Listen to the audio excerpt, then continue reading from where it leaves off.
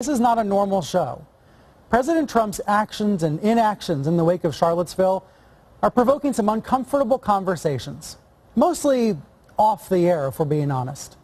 In discussions among friends and family and debates on social media, people are questioning the president's fitness. But these conversations are happening in newsrooms and TV studios as well. Usually after the microphones are off or after the stories are filed, after the paper's been put to bed, people's concerns and fears and questions come out. Questions that often feel out of bounds, off limits, too hot for TV. Questions like these. Is the President of the United States a racist? Is he suffering from some kind of illness? Is he fit for office? And if he's unfit, then what? These are upsetting, polarizing questions. They're uncomfortable to ask.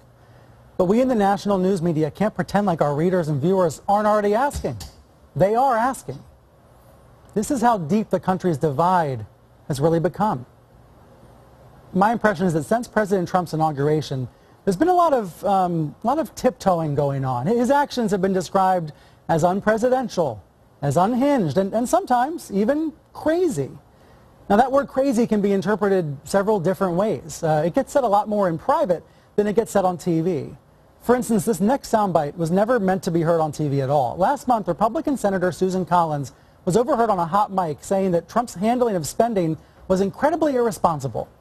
Democratic Senator Jack Reed responded by saying he thinks Trump is crazy. He's crazy. I mean, I don't say that lightly and as a kind of, a goofy guy. This week, Republican Senator Bob Corker questioned the president's stability. Watch. The president has not yet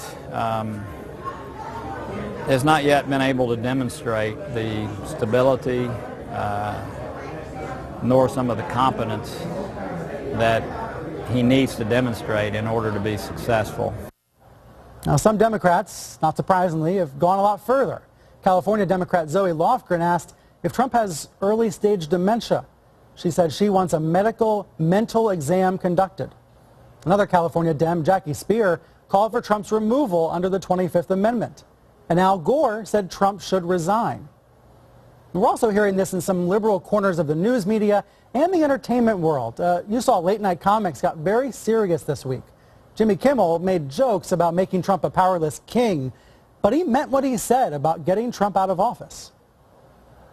Desperate times call for desperate measures, and I'm asking you, the people who supported Donald Trump, to step in and help for the good of this country. Mike Pence is ready. He's boring. He's relatively sane. He looks like a neighbor you might borrow a lawnmower from. Let's get him in there before it's too late. Let's make America Great Britain again.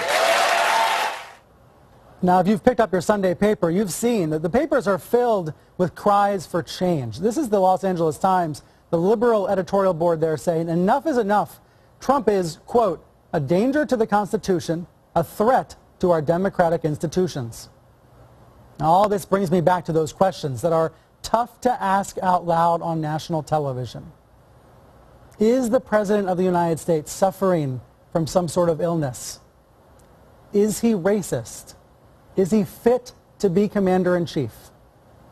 And one more. Is it time for objective journalists, and I don't mean opinion folks, I mean down-the-middle journalists, to address these questions head-on? And if so, how in the world should they do that? And Douglas Brinkley, when we're talking about these issues, if reporters are trying to pursue some really disturbing questions about the president's fitness for office, aren't many conservatives and many Trump voters going to interpret that as just the press being the opposition trying to subvert their vote?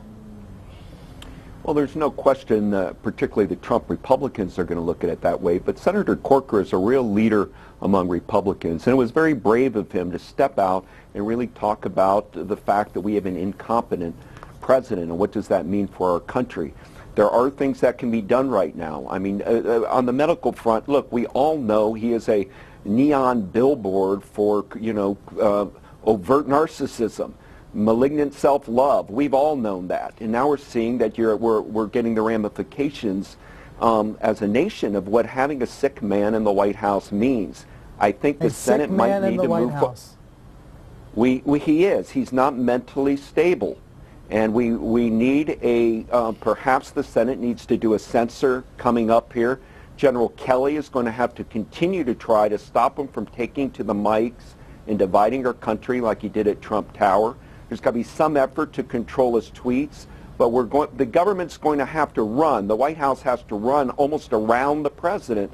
And, you know, we saw Nixon with H.R. Haldeman. You know, he would tell Haldeman, go bomb Brookings Institute, Nixon, or go bomb Wounded Knee. And people just started disregarding what Nixon said. Henry Kissinger regularly didn't listen to his president. I think we're at that state now when the 5 generals of the Joint Chiefs of Staff have to go out and enter politics and say, we want nothing to do with what the president is saying. It is a crisis going on in the White House, and it's about Donald Trump's fitness for command.